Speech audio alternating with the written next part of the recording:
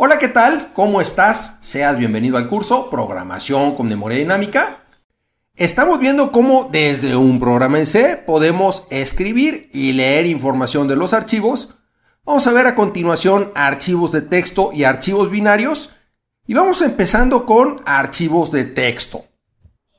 Podemos decir que hay dos grandes tipos de archivo: los archivos de texto y los archivos binarios. Los archivos de texto almacenan caracteres en ASCII, es decir, caracteres que son legibles para nosotros los humanos. Por ejemplo, los archivos .c y los archivos .h que ya hemos trabajado. Y los archivos binarios almacenan cualquier tipo de información y todos son secuencias de bits. Por ejemplo, un archivo ejecutable, es decir, un .exe, una imagen que es un archivo .jpg, o un audio, que es un archivo .mp3. Sería un desperdicio guardar todo como archivos de texto. ¿Por qué? Vamos a poner un ejemplo. Si yo tengo el número 65.000, almacenar el 65.000 como texto requeriría 5 caracteres, es decir, 5 bytes. En cambio, si yo lo guardo en binario, este cabe en un short y solo requiere 2 bytes, es decir, 16 bits.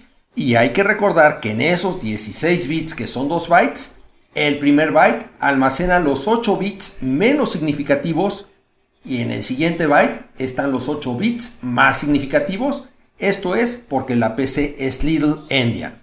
Podemos distinguir la apertura de un archivo binario agregando la letra B al modo. Por ejemplo, RB, WB, AB, RB+, R más B, W más, W más B, AB más o A más B.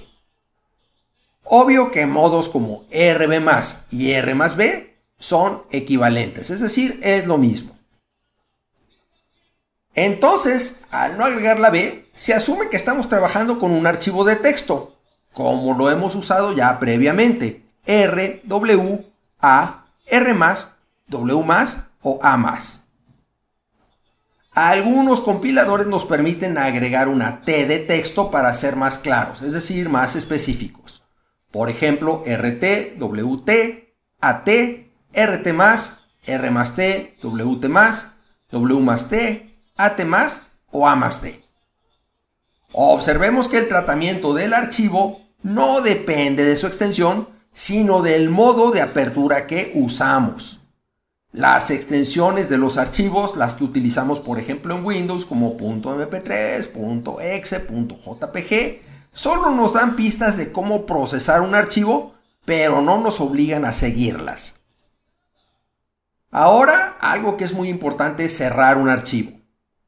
Sea cual sea el modo de apertura que hayamos usado, podemos cerrar un archivo utilizando la función fclose, que recibe un apuntador al archivo, es decir, el descriptor del archivo.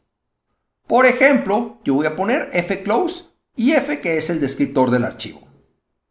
Cerramos un archivo cuando hemos terminado de trabajar con él para avisar al sistema operativo y que pueda permitirle a otros abrirlo.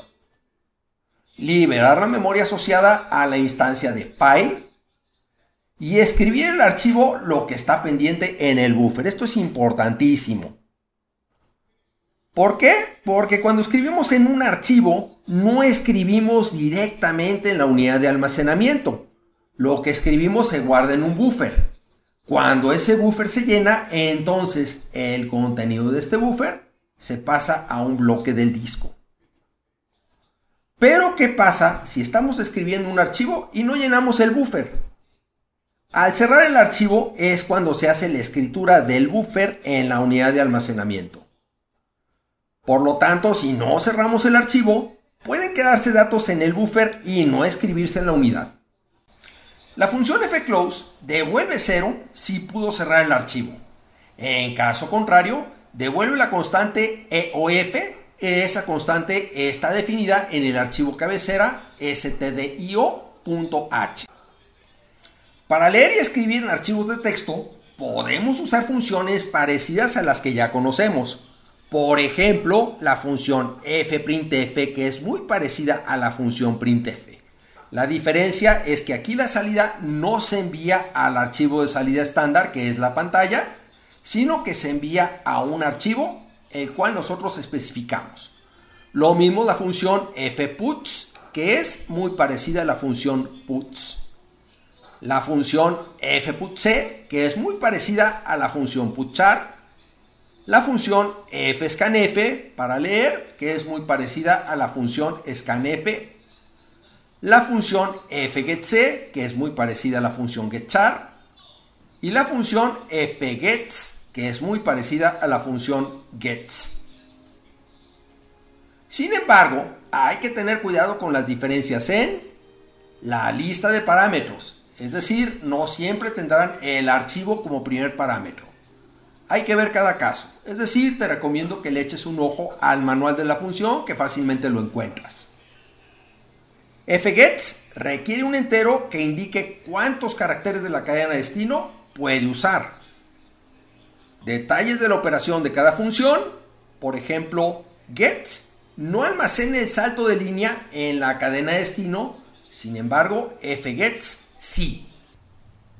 Vamos a ver un ejemplo donde tenemos el siguiente código que lee todos los caracteres de un archivo uno por uno y los imprime en pantalla. Lo primero que tenemos es la función fopen. La función fopen es para abrir el archivo. En este caso, el archivo que voy a abrir se llama miarchivo.txt y lo voy a abrir como solo lectura.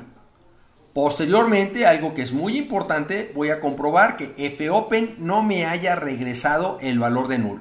Porque si regresó el valor de null, quiere decir que hay un error. ¿Cuál pudo ser el error? Que por alguna razón no se pudo abrir el archivo o el archivo no existe. Entonces, si esto ocurre, hay que terminar el programa. Posteriormente vamos a entrar a un ciclo while, donde voy a utilizar la función fgetc y el carácter leído por la función lo voy a pasar a la variable de tipo char. Esta función fgetc devuelve la constante EOF cuando la lectura del archivo haya llegado a su fin. Es decir, mientras lo estoy transfiriendo a la variable char, estoy comprobando que sea diferente de EOF.